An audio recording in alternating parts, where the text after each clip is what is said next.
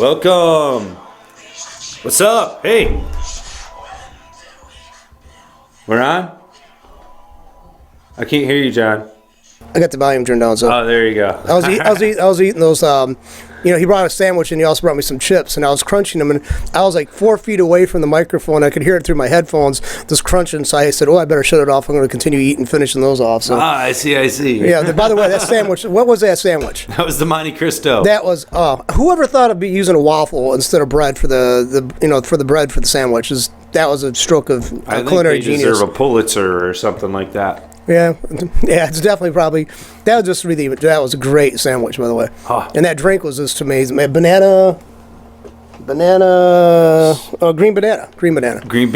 That's with the say it again. Spirulina. I could say there's like I think it's the spirulina. Spirulina. Yeah, that's my guess. Yeah. It's really good, though. I mean, the banana masked the cover of the algae. That's what it is, I guess. The algae, the spirulina. That stuff that doesn't taste bad by itself. Actually, I mean, it's not like a ice cream, but yeah, the banana does mix well with it. And it's got your potassium too, so right, it's healthy. It's very healthy. Yeah. But thanks, man. It was an amazing sandwich and drink. Yeah. Cool. Well, hey, welcome, guys. This is the Genesee County Compassion Club show. Welcome. Thanks for joining us, and we're coming to you live from allpointstv.com. If you want to give us a ring, we're at 248-247-5846. And that was John, the man behind the cam, who makes this all happen right here at All Points TV. We were lucky enough to have some sandwiches from the Holistic Center, which is right next door there. And they were delicious, man. John got the Monte Cristo. I got the New York Deli. It was phenomenal. And I had the peach cobbler smoothie, which was really good. It had like some kind of oatmeal and stuff in it. It was peach cobbler. Tasted delish. You must work a lot, because if you're around this stuff a lot, I'd be eating that stuff a lot. And you know what? This is great, though. It's okay to eat that a lot. It's healthy. Well, it's very healthy. I mean, that was such a great sandwich, though. Cool. Yeah. Cool. Yeah. That's the waffles and the jam and the ham, and it all comes from the farmer's market. Most of it. It's all organic, all healthy stuff, so you can eat it and not feel guilty. And it's delicious. So, but thanks, Erica, for making that for us. And what other ones? I'm thinking, what other sandwiches do we need? We need some more. All I know is you guys actually. We got to have like sandwich of the week on the podcast here, don't you think, Yeah, that sandwich of the week. But I mean, I'm serious. Not just because it'll serve me. That, of course, that's beside the point. But well, yeah. It's just that's just a. If you guys actually put yourself, if you actually put yourself there like a regular restaurant, you'd be putting. I think a lot of places might be around. You might be shuttering up. Wow, I'm serious. No. That's how good that food is. Oh, cool. Well, thanks. Well, we don't want to put anybody out of business, but we do want you to come try our food. So if you haven't yet, give yourself a delight and get a sandwich from next door. So they have wraps. We have other stuff too. It's not just sandwiches. And I wouldn't even call the Monte Cristo a sandwich because it comes on waffles. So. All right. Anyways, here we go. This is a medical marijuana show. It's what we usually talk about, not just sandwiches. But of course, when you happen to medicate, you usually need to make sure you also give yourself proper nutrition. So we did that. Everything's good. And now we're going to go on with what else is going on. So I'm here to tell you about what's happening at the club, let you know what events are coming up, make sure you guys are aware of everything, and then give you some news as to what's happening with medical marijuana here in Michigan. So, hey, man, it is beautiful outside. It is finally warm. And for the months of complaining that we've been doing, that's all over with now. It's gorgeous outside. So if you haven't been outside, get out there and enjoy it. Because, pretty soon it's going to be so hot and then you'll all be complaining again. So that's usually how it goes there. But you can get outside in one of the best ways possible by swinging those irons at the Leader Dog for the Blind event. We've got that coming up here shortly. I believe it's going to be out at Davison Hills. You guys can sign up for it right up the snack bar. Got flyers all around the club. And, you don't have to be a golfer to do this. Anybody can get out there. I'm going, and I am not a golfer at all. So don't be afraid to join us. And, I'm going to start out just by buying like 20 used balls. And when I run out of those 20, then my game's over with. That's how I play. You can play however you want, but come have some fun and help support a good cause. The funds for this help go to support the Leader Dogs for the blind, so it helps get them the training and nutrition they need, all the stuff that they have to help get these dogs in the hands of blind folks who need them. It's good service dogs, and we've got a few of our members that are beneficiaries of that as well. That program, the Leader Dogs, and we want to help support that. We're glad to be able to do this. It's our second year, and the more the merrier. So we're going to have just about everybody out there from the staff, everybody that wants to join, and we'd love to have all you club members out there too doing it too. So come have some fun. Next thing that's coming up is a soup kitchen. We got that at the end of the month here. It's always the last Friday of the month. We do it that way to keep it simple. It's the 26th of June this month, but it's always at the North End Soup Kitchen right over off of Stewart on Fridays, usually at 2 p.m.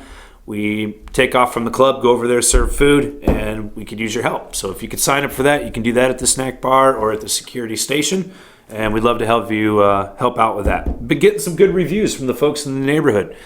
John's one of the neighborhood folks here that gets out, and he's been says words on the street is that we serve good food up at the soup kitchen. They say it's the best selection, and it's also because you guys just don't dump cans up and heat it or cook it, prepare it. You actually start from scratch most often, so they appreciate that. I mean, but I guess it's an amazing. Whoever does, everybody's involved though is really good because I mean that's like 7 days a week that goes on, isn't it? The soup kitchen does, yeah, absolutely. Yeah. They're up there 7 days a week, serving 2 meals a day.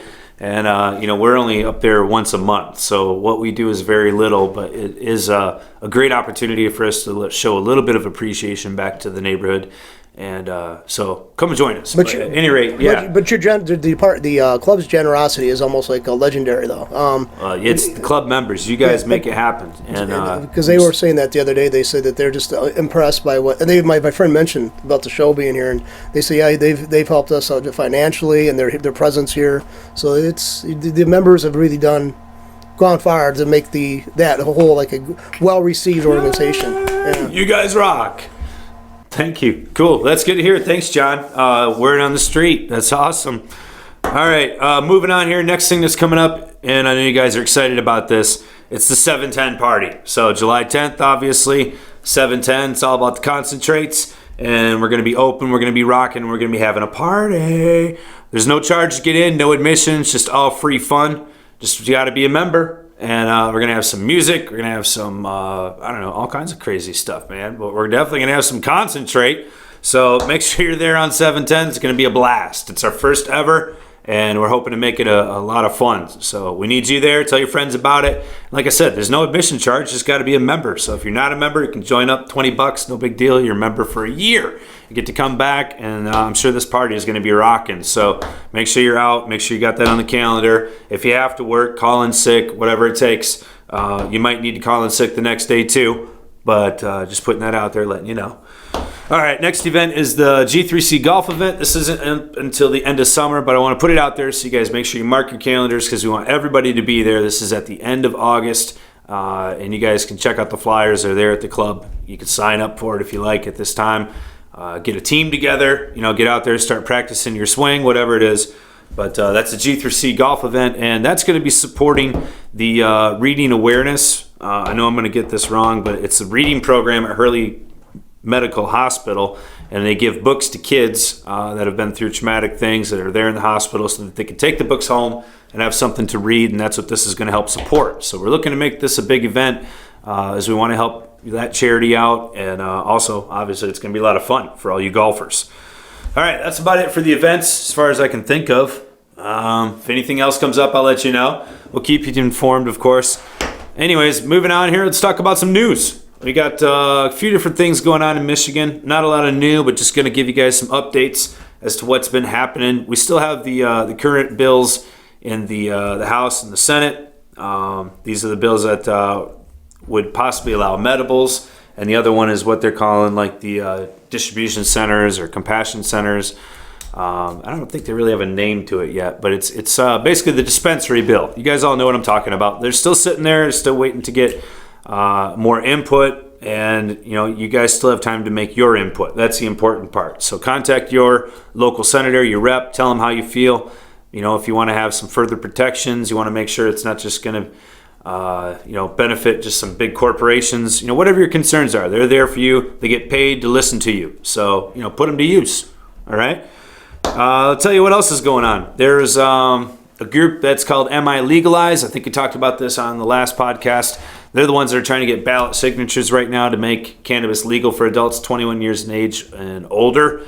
It's got a lot of different things in that bill. So I'd suggest that you read through it before you sign your signature. Make sure you check it out and see if you want to support it. and it's totally up to you. They, if you want more information, let me check this out. There is a town hall meeting that they're putting on over in Grand Rapids. Now, I know that's not really on our side of the state, but this group here, they're going to be going all around the state, trying to get people informed, let them know what this is all about, and then obviously try to get signatures on their proposal. Probably looking for some signature collectors and stuff like that. But anyways, they got a town hall meeting going on in Grand Rapids. It's got Grand Valley State University on June 19th. So it's the Michigan Comprehensive Cannabis Law Reform Initiative, otherwise known as MI Legalize. They're collecting signatures, and they want to get it on the ballot in 2016, like I said, for adult use. There's a lot of different people that are a part of this campaign. I can tell you that it's not a big corporation that's trying to get this pushed through. So it might be something that's definitely worthwhile. You want to check this out. And, I think that as we've seen the medical marijuana program here in Michigan now, we've had it for nearly 6 years. It's working well, and it's nice to be able to have that advantage. You talk to people that are still in states that don't have medical marijuana laws, and, they're living in the Stone Ages. And it's incredible. It's incredibly terrible when you hear about those patients that don't have access to the medication that you so easily are able to get to nowadays. And so we kind of take things for granted. But even so, looking back over the 6 years, there's certainly been a lot of cases where medicinal patients have gone through the ringer and have been tossed around in our court systems like fodder for these attorneys and our state reps and so on, people of authority to basically, siphon out the gray areas, figure out, how is this actually going to play out? And they're doing it with people's lives at stake, their livelihoods at stake, their families on the line, so on and so forth. And I don't think that's okay. So, if you want to ask me, do I think legalization is a good thing? Yeah, I do, because I think it's going to help protect patients in a broader degree. And, I think you're still going to want to maintain your patient status quo, continuing, reviewing this with your physician, making sure it's a part of your health plan. But at any rate, I think it's also good to have additional protection. And if it's legal for adults 21 years of age and older, then I think patients would have an added degree of protection without a doubt. So anyways, check this out. Like I said, they got the town hall meeting in June 19th over in Grand Rapids. I'm sure they're going to be doing more town hall events around the state. So if you can't make it to this one, don't sweat it. You can always go to their website. I think it's milegalize.com, if I'm not mistaken. Let's see here. Yeah, I apologize. I don't have the actual website right here, but I think that's right on there. Obviously, you can Google it, figure it out yourself. So, all right, I got another thing I want to talk about here. This is thinking stankin' is what it is. It's civil asset forfeiture. We've talked about this on the show quite a bit. In fact, we had the story last week of the woman and her personal massage unit getting stolen and so on by the police. But anyways, obviously, this is starting to become a hotter topic, and it's starting to become more of a mainstream type of thing. In fact, there was a TV program on HBO about a month ago. It was last week tonight with John Oliver, and he talked and went into depth and detail about how civil asset forfeiture is becoming this abused portion of law that where law enforcement is seizing assets, and that people are not being charged with the crime. There's never any type of thing like that going on, but the assets aren't being returned, and they're being just simply used for whatever discretion that the police departments decide they want to use it for. So obviously some obvious cases of misuse have popped up in different areas, and it needs to be reformed. The law it's out of date, and it was passed originally as a part of a way to curb drug business. So when they had cases where a large amount of cash was present with no records being able to trace where that came from, oftentimes it would be seized because they assumed that it was a part of a drug cartel. The parties involved have no way to prove where that money came from, no legitimate business records, so on and so forth. Or maybe somebody had, claimed they had made X amount on their taxes, but yet they're really making millions and millions of dollars, and so now they have all these assets, but yet you can't prove it on paper. They come in and say, well, you must be a drug dealer, and we're just going to take your home and your cars and so on and so forth. So that was like the original intent behind creating this law, and obviously it's gone way, way, way beyond that. I mean, we had a case here in Bay City about 5 years ago where a man in his 60s had his TVs and his lawnmower, his vehicle, all taken by the police in that area as a part of the civil asset forfeiture law based on drug charges. And, what it was is he was a medical marijuana patient. And I won't get all into the details of that case, but you can clearly tell that this gentleman who had worked at a factory for 40 years, had retirement, had a clear case of where his assets had came from. I mean, you could tell this man wasn't living high on the hog. They took his push lawnmower and his TV set, his Lumina. So it wasn't like he had a Ferrari or anything. But anyways, these assets are all seized, and the man was never even charged with a crime. It's clearly a misuse of the program, and so that needs to be addressed. What I'm getting to here is that they are talking about it at the state level, and there's a potential that they may address it. However, I'm not so sure that's going to be the case. In fact, let me try to find some information here. This is from Safer Mish. MR's says the chair of the Senate Judiciary Committee acknowledged today that some reforms are needed. But Senator Rick Jones indicated that he'd be taking a methodical approach to looking at the asset forfeiture reform package that just cleared the House and is now headed for Jones's committee. So he's the head of the Senate Judiciary Committee. Some reforms are needed, but I want to sit down with the Attorney General and go over each bill and make sure we accomplish what the purpose of the bill is, Jones said today.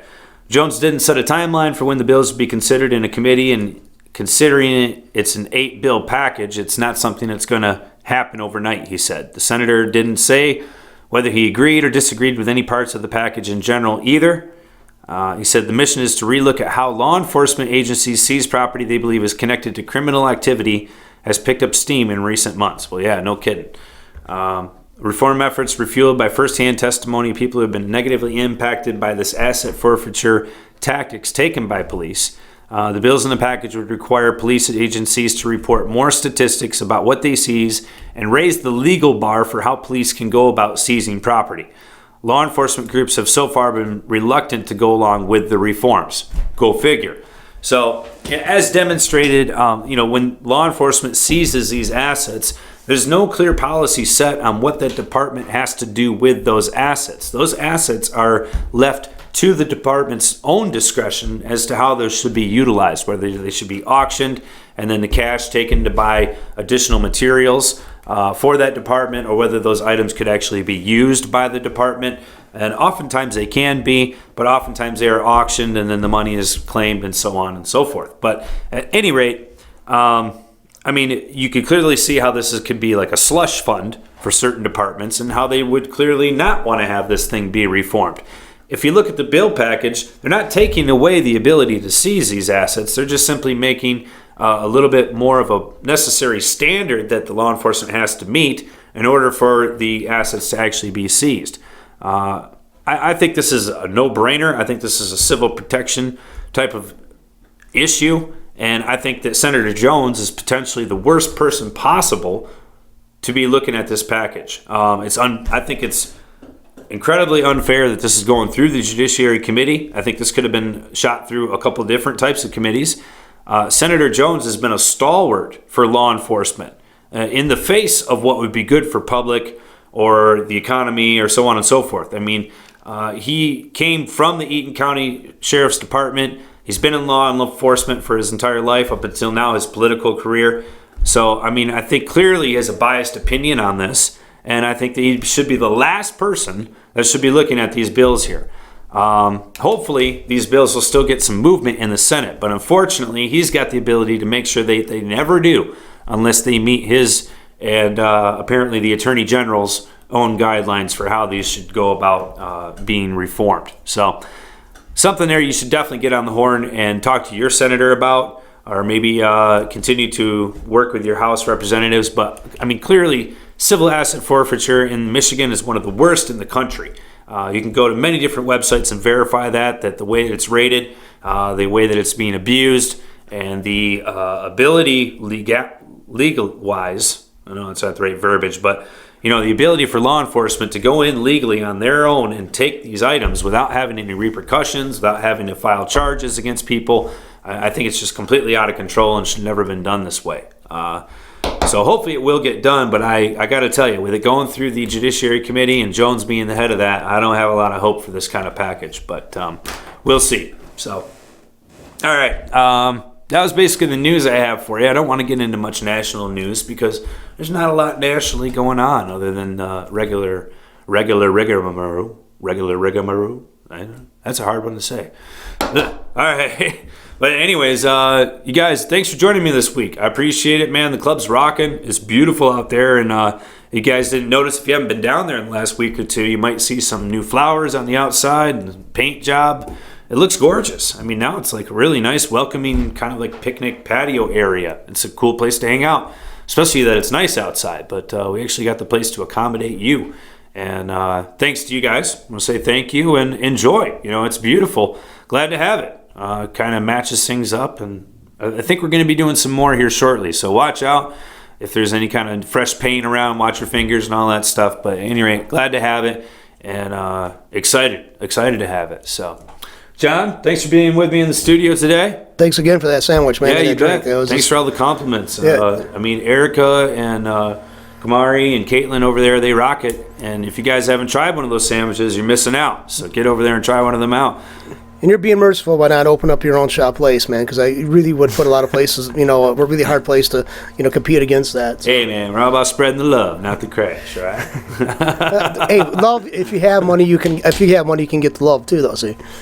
If you got enough money of it. You're in the wrong neighborhood for saying that, let me tell you. Well, it's not love here. I mean, we don't want to even talk about the crass stuff that goes on here. All right, buddy. Well, hey, guys, thanks for joining me this week. This is the Genesee County Compassion Club show. You guys have a wonderful week. We'll see you here later. Boo!